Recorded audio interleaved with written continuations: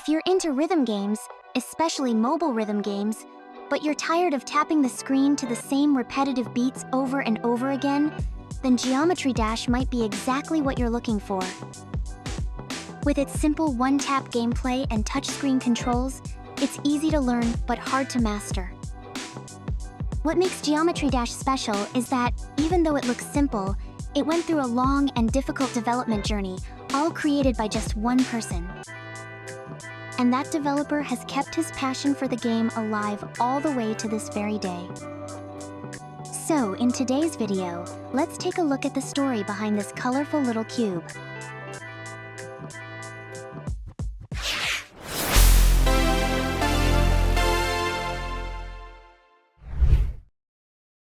Robert Topala, also known as RobTop or RubRub, is the founder of RobTop Games and the one and only developer behind Geometry Dash.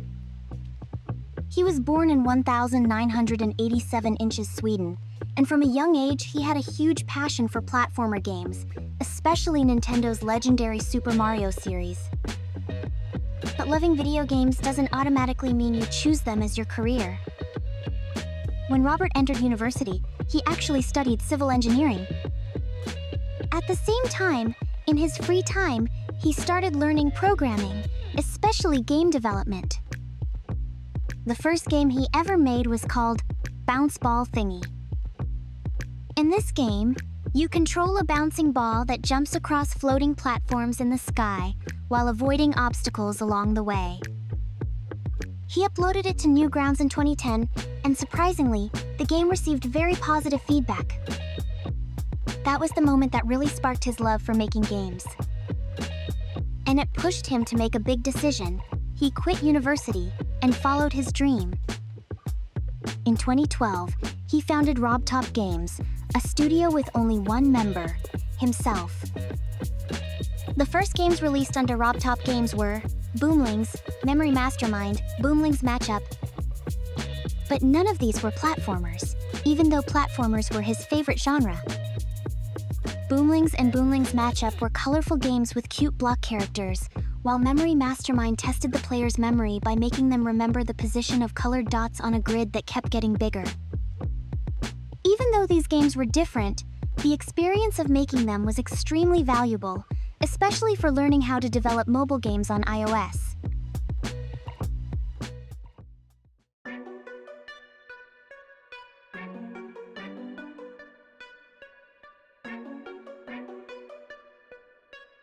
Later on, inspired by Super Mario Bros. And popular mobile platformers at the time like Bit, Trip Runner, and The Impossible Game, the idea for Geometry Dash started to take shape. Bit, Trip Runner inspired the idea of jumping across platforms in sync with music. And The Impossible Game clearly inspired the concept of a cube jumping over spikes. According to RobTop himself, he didn't have a clear development plan. He just kept adding features until the game felt ready. He worked alone for 8 months, using every bit of free time he had. Then, on the 13th of August 2013, a strange new game called Geometry Dash was released on both the App Store and Google Play, priced at $1.99. Built with the Coco's 2D engine, the game quickly climbed the charts. Players controlled a cube jumping across platforms by tapping the screen in rhythm with the music, while avoiding deadly spikes that would instantly end the run if touched. It was challenging, frustrating, and addictive, almost on the same level as Flappy Bird at the time.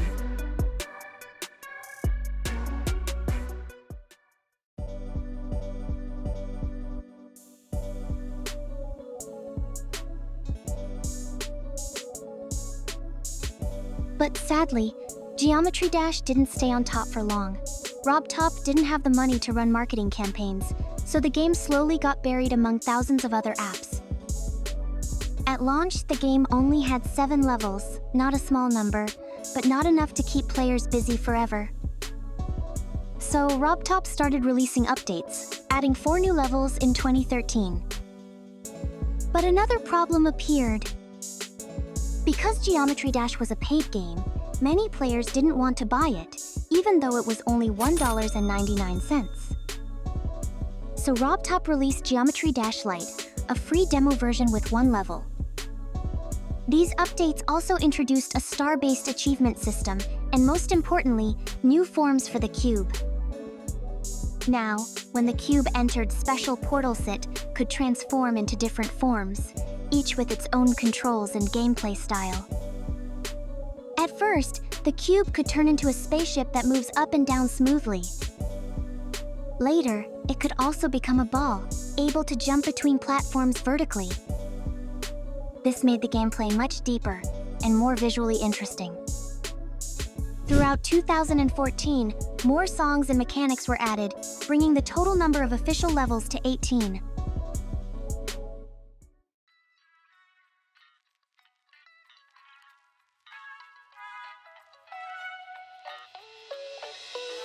After November 2014, RobTop went silent for a while, and the biggest news was that the game came to Steam. Then in August 2015, he returned with the biggest update so far, Update 2. This update introduced the level editor. Players could now create their own levels, share them online, and download levels made by others. They didn't even need outside software. Everything was built into the game. Except for music, which had to come from Newgrounds. This meant the game could now survive on its own, without constantly needing new updates from RobTop. Custom levels quickly became harder than the official ones, and players began competing to beat them and show off their achievements. This helped the game reach around 10 million players.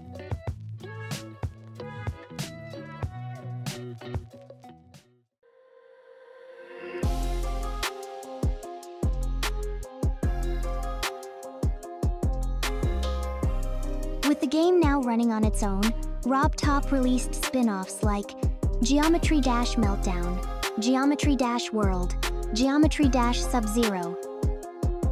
These were used to test new features for the main game. The last big update, 2.1, arrived in 2017. Then in 2021, RobTop announced Update 2.2, but without a release date.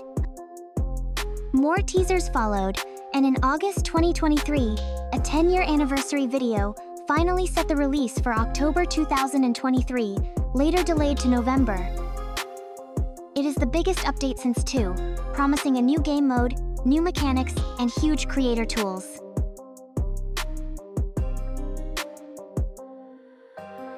Even today, Geometry Dash is still considered an amazing game on both PC and mobile.